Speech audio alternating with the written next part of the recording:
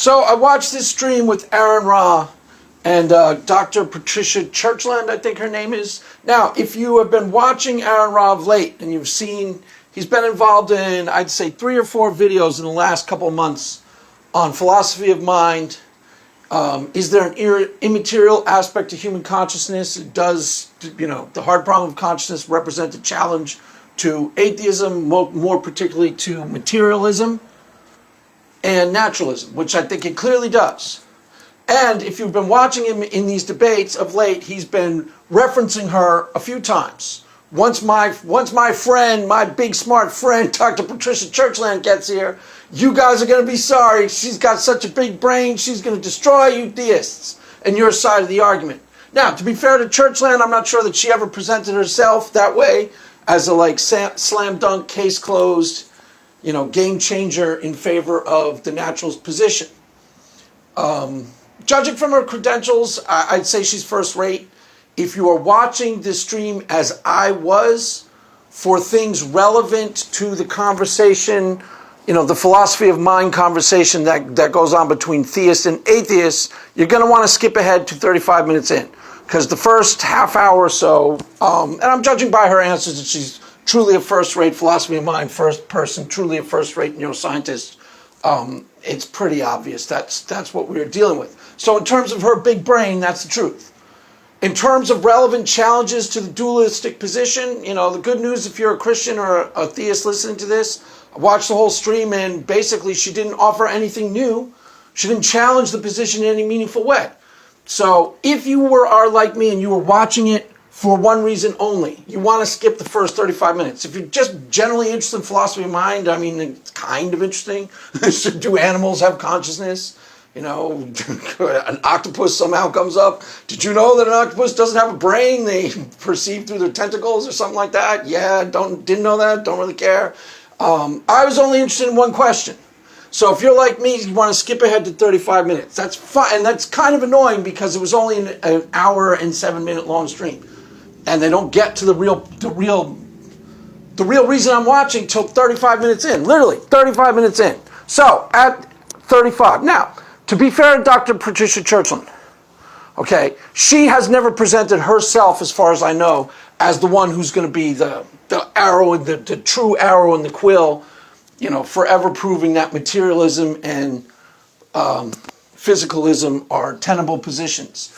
As far as my understanding of the field of philosophy of mind, a strict physicalist is not a tenable position. It's really not. And watching her interview with Aron Ra, he gave me she didn't really offer anything that offers me any meaningful challenge to the position in any way of dualism at all.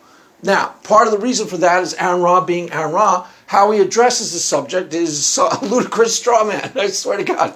Apparently, I swear to God, he does this a lot. Apparently, he just got an email. I just got an email from a Christian. How convenient. The Christian who he supposedly just got an email from said, according to Aron Ra, this theist said that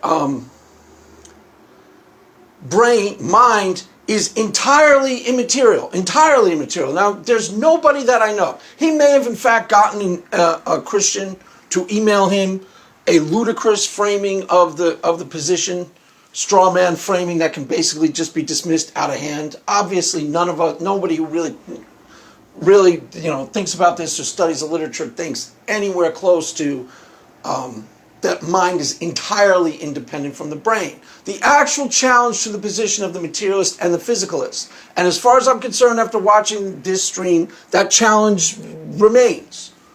Okay? If anything, it underscored my side of the equation, the dualist side of the equation. She offered nothing for me to think that I'm wrong in any meaningful way. Nothing. And this was his big gun. So I got to assume that if the big gun comes and she didn't fire anything anything to challenge the position, there are no really strong challenges out there, because as far as he was saying, this was the big gun that he was going to bring and it was going to destroy our position. Well, it doesn't even remotely dent it. So how he frames it, he finds some mysterious Christian who has the weakest possible framing of the dualist position I've ever heard. Mind is entirely independent of brain and it's entirely immaterial. Nobody I know thinks that. And this led to her dismissing that easily and out of hand. Now, one of the main ways that atheists argue for their side, if you're a materialist, you can be an atheist and still understand that strict physicalist in the strictest sense of the terms is untenable. No less of an atheist. Matter of fact, if you're an intelligent atheist, I don't see how you can conclude otherwise. No less of a committed atheist than Scott Clifton said, I'm not strictly a physicalist. And I asked him when he was tweeting about it, I said, that's interesting, Scott, why not? His answer, short answer, because consciousness is a thing. Indeed. It seems to be. Now, it isn't a thing because, the mind is entirely separate from the brain. Obviously, anybody who understands anything about philosophy of mind knows that the mind is interdependent on the brain. We get that. We don't think it's entirely immaterial. What makes it a challenge to the materialist position and the physical position is that there are aspects of human consciousness that seem demonstrably and provably that they can operate independent, untethered to the material world. That is the true hard problem of human consciousness. Now, nothing she said addressed that problem. How she ultimately concluded that naturalism will be tenable in the long term, and I swear to God this was her real answer, I swear to God, is by faith. I swear to God. He said there are people out there who argue that brain and mind are separate. And the strict materialist position, the strict physicalist position is that brain and mind are basically the same thing. That the mind is part of the material structure of the brain. Now this really obviously doesn't seem to be true. Now her way of framing this was, just because something doesn't seem to be true, doesn't mean that it isn't. Or just because something seems a certain way to us prior to our investigation doesn't mean that it is that way. So she used an example, and I swear this was her example. She used an example of before we knew anything about microbes and bacteria and things like that, we didn't understand that there were invisible things known as germs and people were getting sick by these things. Once we discovered that, it was a breakthrough in terms of, understanding diseases. Okay, granted. But then she goes on to say, basically imply that this is going to happen one day with naturalism and physicalism as it relates to the brain. One day we are going to discover that hidden enzyme or that mysterious thing that we don't know yet that's going to show us that, oh, indeed, it was all natural. It was all naturalism the whole time. I swear to God, that's her position. She implies that because it seems like they are separate things, they cannot be. Why? Because other times where things have seemed to be true, they weren't. So in this case, it doesn't mean it's automatic. I get it. She's right. Just because it seems like they are separate things doesn't automatically mean they aren't. But just because it seems like they are separate things doesn't automatically mean either, doesn't automatically follow that they aren't. And that seems to be her argument. That one day scientists will discover something or figure out an equation or discover an enzyme or discover a hidden protein that's going to make this all make sense and tether it to the natural material world. That's materialism by faith. And Aron agrees with that. One day we'll discover something to show that our position isn't challenged by what we know today. Okay, that's naturalism by faith. And it ignores the real question of today. Now, keep in mind, the hard problem of human consciousness is not something it's not a phrase invented by me to underscore the theist position or to give strength to the theist position. It's a real problem of human consciousness. It's a real problem in philosophy of mind. Now, she herself, why I say that she doesn't challenge the position at all, for me, the dualist, is that she herself says there are some aspects of the brain that we can completely understand through the material processes. Okay, there's some aspects of consciousness that we get and we can locate in the material. And then there's the spooky stuff. Her word, the spooky stuff. And her ultimate conclusion is that one day we'll be able to reconcile all of the spooky stuff with complete with the material world. Okay, but the spooky stuff is what we're talking about.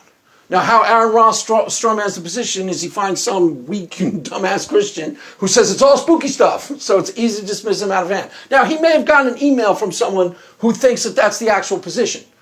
That could be true, but he should be smart. He does this a lot. He should be smart enough to understand that that's not a good argument for the dualist position. It's not that weak of a position. You need to steelman it and present her with the steelman version of the argument, which is, in fact, as she describes it, the spooky stuff. Okay, how do you account for the spooky stuff?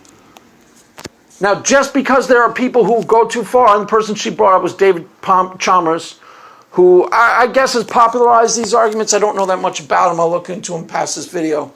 But, I guess he's popularized these arguments. And he said that it's impossible to reconcile these two things. Now, it's not necessarily impossible, okay? That's getting over your skis on the other side of the equation. But just because he has asserted something that isn't necessarily true doesn't mean that there aren't things that are really, really hard to account for given what we already know about human consciousnness. And she didn't say anything to lead me to believe otherwise. So in other words, what is the actual problem going on here? As far as I'm concerned, these are provable, demonstrable facts about the brain versus the mind. There are already times where we almost for a fact know that your mind can operate independent from the brain. Now, it doesn't always operate independent from the brain, as Aron Ross seems to think the position is, but it can in certain instances. How could that be possible at all if materialism is true? In other words, according to materialism, this is already a fact, guys. I'm already dealing in the known facts about the brain and human consciousness. And the great expert he got on the atheist side of the argument said nothing to lead me to think otherwise. Already what we know about the brain is there are times where it can seemingly act independent from the material world, untethered to the material world. I'll give you a perfect example of how. So your body is material, right? Everybody understands that. Your body's physical. Your body communicates hunger to the brain. What happens? Your cells get a little bit depleted in, I guess, sugar or enzymes or proteins and start going, we are hungry. So they start throbbing and they start crying out to be satiated. That's the experience of hunger. Okay, that's a strictly material process. So then you go and eat, and I guess sugar goes back into your cells and whatever. The food goes into your body, is digested, and communicates to cells of your body, a material process. We are now satiated. We are full. If this were consciousness, your body is experiencing fullness because it is material satiated. If it were consciousness, somebody separate from you could just go, hey, Craig, hunger, and you could experience hunger all over again without having any material predicate for it whatsoever. Which seems to be what happens when people ask you questions. Somebody asks you a question, hey, did you ever think about this? You think about the question. They don't inject your brain with chemicals to start you thinking, do they? No. They ask you a question and you start thinking. That's the real hard problem of human consciousness. Is that there are times, it's like there's it's like the classic chicken and egg conundrum.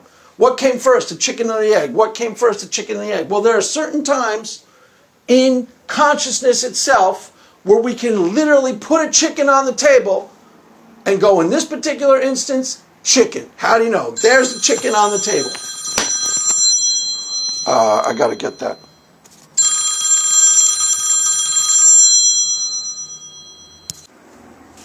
Sorry, I got interrupted, so I forgot my place. That is the real problem of human consciousness, is that there are certain times.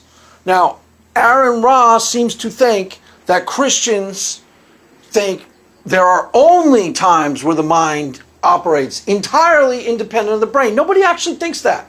And if he found somebody who does actually think that, that's not a real example of the position. What the position actually is that there are times where it seems demonstratively and provably so that your brain, your mind, can operate independent from the material world without any chemical predicates whatsoever. Strict materialism of the strictest physicalist type would mean that your brain is only chemical processes.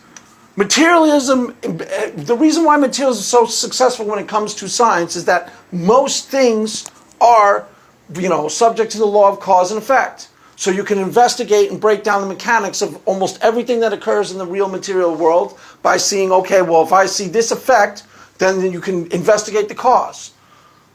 Okay, it does not work like that with consciousness. Your brain can and does often act independent from the material world.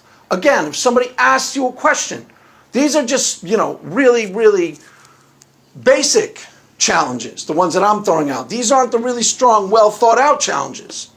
I'm just giving you like basic challenges, just stuff to think about.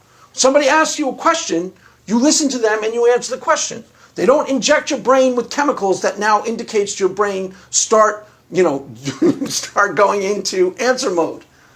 That's how the material world acts. That's how your hunger acts, for example, because it's only located in the material realm. So your cells communicate we need to be satiated.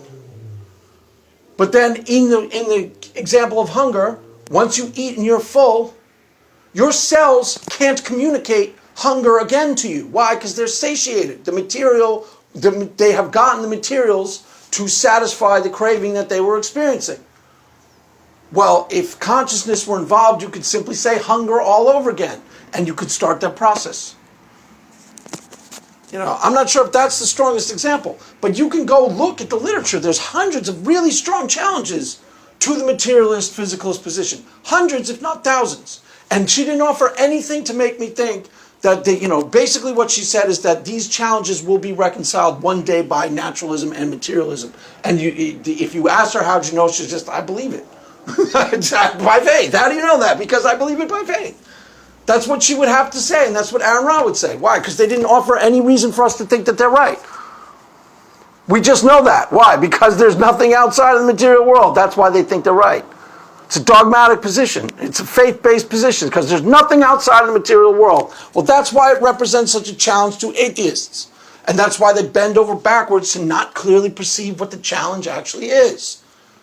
Okay? Once an atheist starts thinking clearly, they will say, a la Scott Clifton, no, I'm not a strict physicalist. Why? Because consciousness is a thing. That's a pretty good explanation. My understanding of David Chalmers, again, I've never really looked into him. How she deals with David Chalmers, and I'm not sure why she brings him up as the only game in town. I guess he popularized the phrase, the hard problem of human consciousness. I don't know that much else about him. But how she deals with David Chalmers, she doesn't substantially address any of his claims.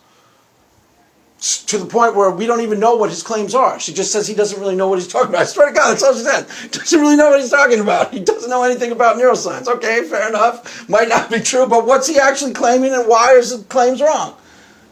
They don't get into it. Now, again, most of this isn't her fault. Aron doesn't ask her the really challenging, relevant questions from a steel man of the dualist position. He asks her a ludicrous straw man of the dualist position where she doesn't really have any other choice. She's in a conversation. She just goes, well, ha, ha, ha, and shrugs off that he asked her and dismisses out of hand. I mean, it was ridiculous. It'd be like if I said, Aron's on my channel. Does stuff like this all the time, too. All the time. I've never seen him steel man a position properly. It's always some straw man, and it's a ludicrous one. This is a ludicrous one. It'd be like if I had him on my channel. I said, Aron, I just got a phone call from an atheist the other day. I swear to God, I got a phone call from this atheist. He said to me, Craig, I'm an atheist, and I recognize that this means that I have no actual values and there's no meaning and purpose in my life. And I also recognize, Craig, as an atheist, that I'm a moral nihilist. But I don't really care, Craig. Why not, Mr. Atheist? Oh, because I just have father issues. Oh, how convenient for me. See, Aron? I swear to God, that's what he did. Maybe somebody actually emailed him with that ludicrous of a framing of the question. Maybe. But he's smart enough to understand that that's not the actual position. So why he asked her that, I don't know. So he didn't really ask her the questions that would make me think that she has actual answers that would be a challenge to the dualist, because she didn't offer anything. but it's not necessarily her fault. She's not. I don't know that she was presenting herself as the slam dunk, against the dualist position. That's what Aaron Ra was saying. Wait till my friend gets here with the really big brain, then you dualists are going to be running for the hills. Well, we listened to the whole stream and she didn't offer anything that challenged the position at all, even from her own mouth. Her words, spooky stuff. That's the real question. What's the spooky stuff? Dr. Patricia Churchland, what is the spooky stuff and how do we account for it given what we know about the material world? It really seems to be obvious that some of the spooky stuff is immaterial. Now, how the atheist sidesteps that obvious, not every atheist does. Scott doesn't, a few atheists don't. How they sidestep is when I say immaterial, they conveniently hear the word supernatural. You got to prove the supernatural, Craig. I didn't say supernatural. Because I said this in the actual live chat. I said there are times when your brain acts demonstratably and provably, or at least seems to act, independent of the material world, untethered to the material world altogether, without chemical promptings at all. Your brain, in certain instances, is leading the show. Your mind, rather, is leading the show rather than receiving the information. It's transmitting the information. That is an upending of materialism in and of itself. How can that be? That's the spooky stuff that she's referring to. How can that be given if materialism is true? Now, I said that in the live chat, and, atheists said, you got to prove that. No, I don't have to prove that. That seems to be what actually is happening. You got to account for that. I don't have to prove that. That's basically a fact. That's why they call it the hard problem of human consciousness. Because there seems that there are aspects of your human consciousness that are by definition miraculous. That cannot be, given what we know about the material world. They cannot be. That's the real hard problem. Now, it doesn't mean there won't be an answer, but how you can possibly say that answer will not, violate what we know about naturalism is, it's not true. As far as I can see it right now, there's no way to think that naturalism could ever account for that. And she didn't say anything to lead me to believe otherwise, and her words were spooky stuff, not mine. So she knows there's spooky stuff in there. So, his gun didn't do what he said. Your big gun didn't do what you said it was going to do, Aron. Really didn't.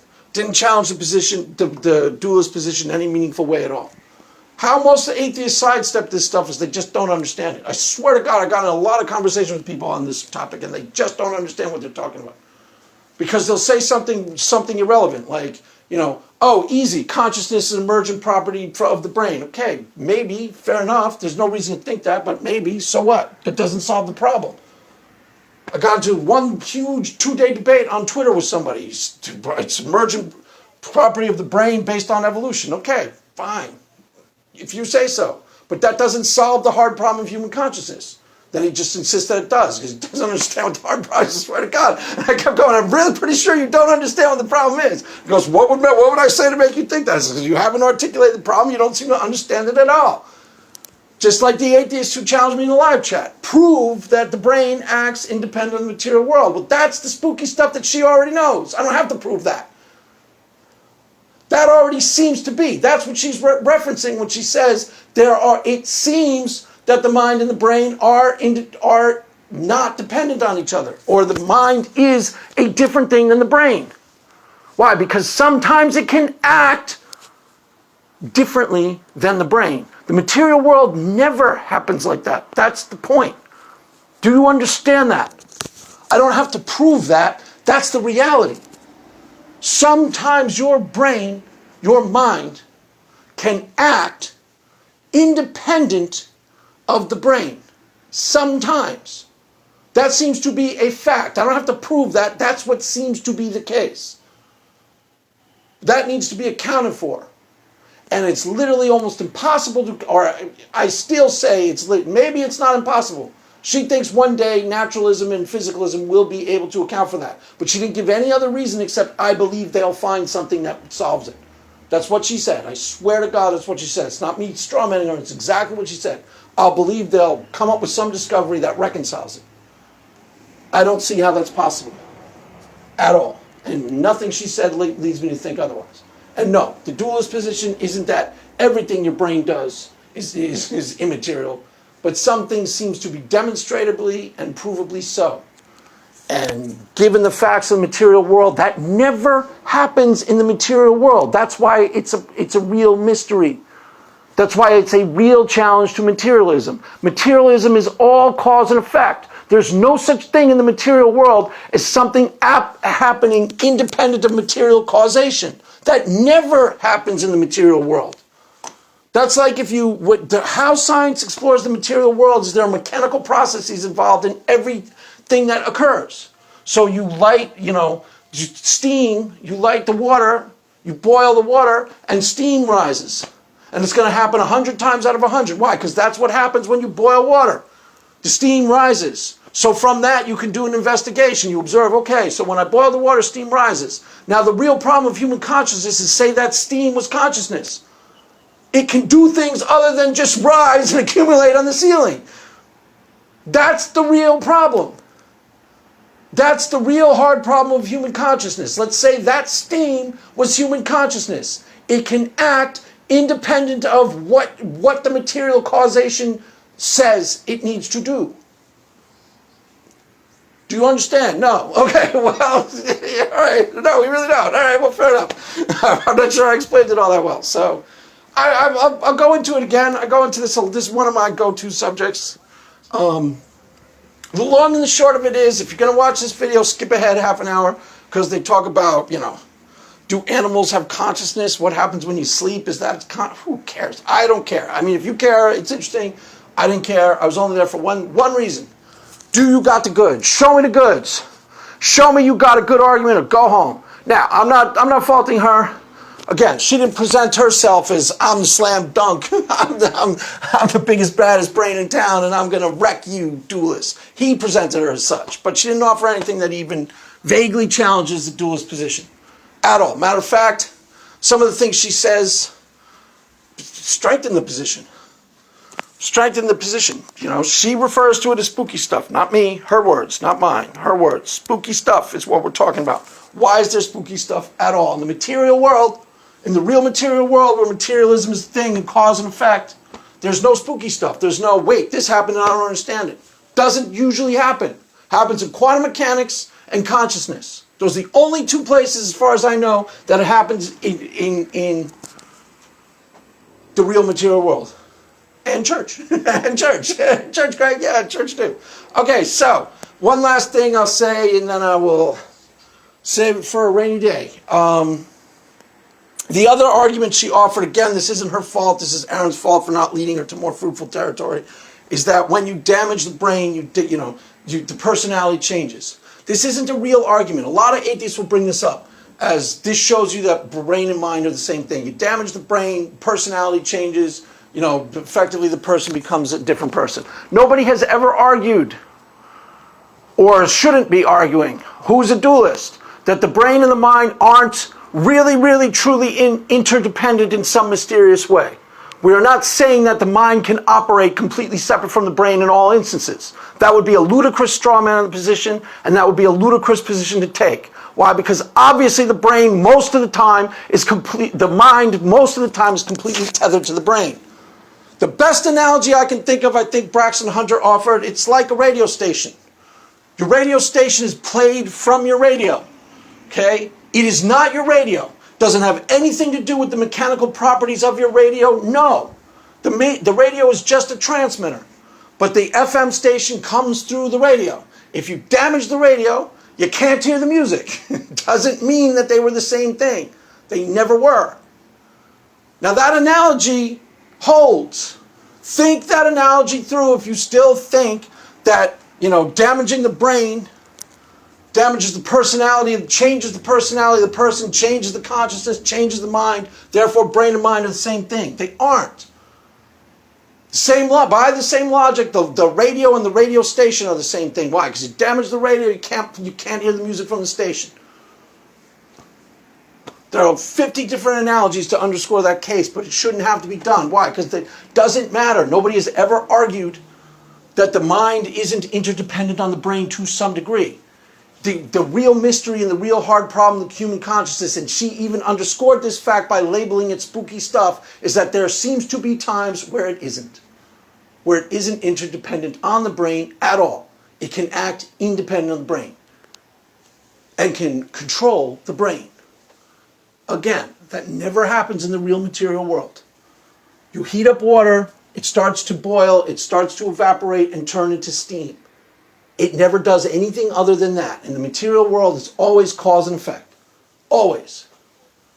There's never any time where the steam can do something else that it just sort of feels like doing something different. It doesn't work like that in the material world. It works like that in your consciousness as a human being. And there is almost no way to account for that. Other than God.